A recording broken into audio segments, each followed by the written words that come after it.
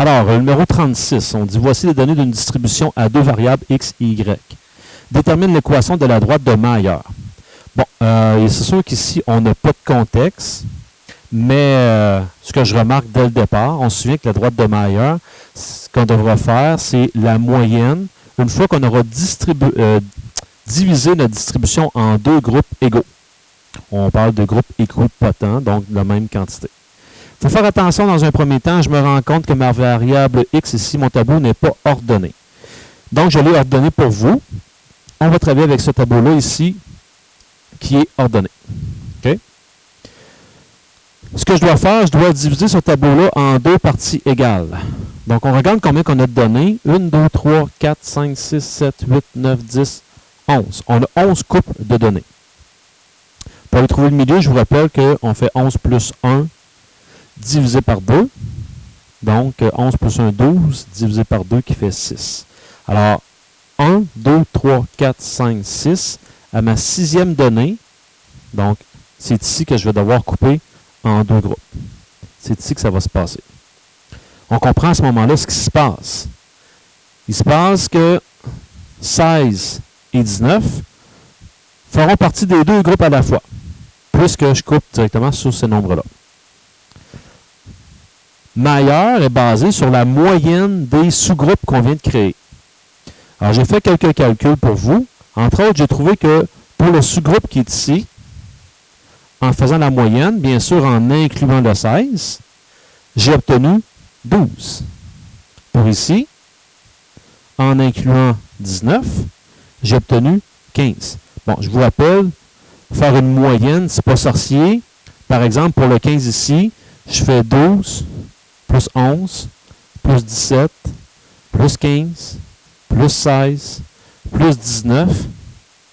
Tout ça divisé par, il y en a 1, 2, 3, 4, 5, 6. Il y a 6 données. Ce qui me donne 15. Attention, on voit souvent l'erreur. Un élève qui fait 12 plus 11 plus 17 plus 15 plus 16 plus 19 divisé 6. Donc, il divise uniquement le dernier nombre.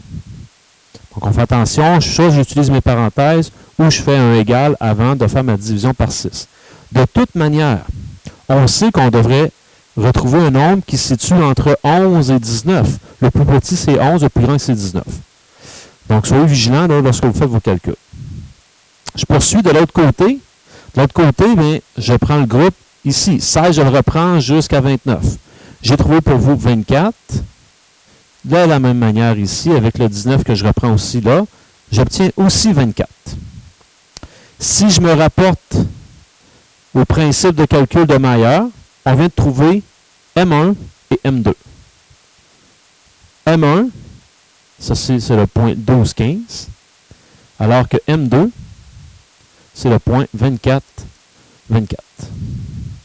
Trouver l'équation de la droite de Mayer revient à calculer le A et le B d'une forme Y égale AX plus B. Donc, mon A, je sais c'est de la forme Y2 moins Y1 sur X2 moins X1. Alors, vous pouvez prendre le temps de nommer vos couples. Par exemple, ici, on pourrait dire X1, Y1 et ici X2, Y2. De telle manière que je vais avoir 24 moins 15 sur 24 moins 12, qui me donne 9 douzièmes. 9 douzièmes, ça se simplifie en 3 quarts. Donc, jusqu'à maintenant, qu'est-ce que j'ai? J'ai la forme Y égale A, c'est 3 quarts, fois X, plus B. Ici, pour aller trouver la valeur de B, donc pour aller trouver la valeur de B, je me prends un des deux points. Moi, je vais y aller avec le point M1, qui est 12, 15. Je peux faire avec l'autre, ça va revenir aux mains. Remplaçons. Y, c'est 15. 3 quarts X. X ici, c'est 12. Plus B. Donc, j'ai 15 égale 3 quarts de 12. 3 fois 12, 36. 36 divisé par 4, 9.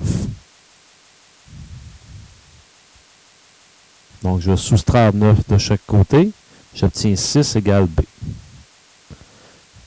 Donc, on a l'équation pour la droite de Maillard qui est Y égale 3 quarts X plus B qui est 6. Donc, j'ai son équation. Ça sert à quoi une équation d'une droite de Maillard? Ça me sert à faire des prédictions. Entre autres, regardez la prochaine question en B.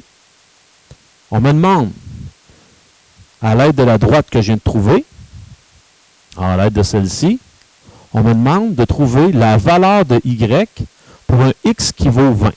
Donc, tout ce qu'on a à faire, c'est de servir de notre équation et de remplacer X par la valeur 20.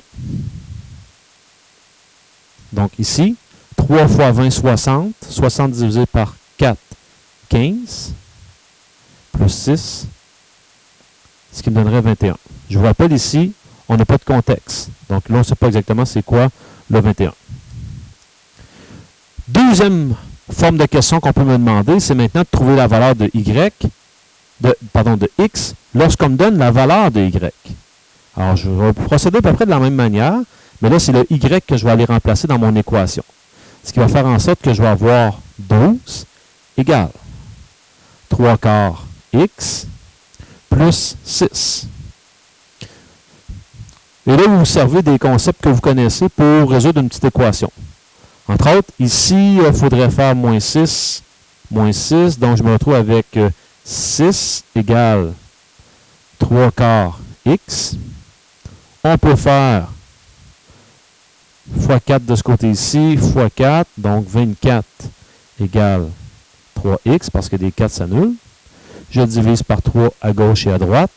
J'obtiens 8 égale x. Alors, je répète, on n'a pas de contexte. 8 égale x pour un y, 12. Je vais aller voir ici. 8, 12. Imaginons qu'on arrive à placer ça. Ça veut dire que par mon estimé, j'aurai le couple 8-12, qui a beaucoup de sens dans le contexte, ça suit pas mal l'ordre des autres chiffres. Alors voilà pour ce numéro-là.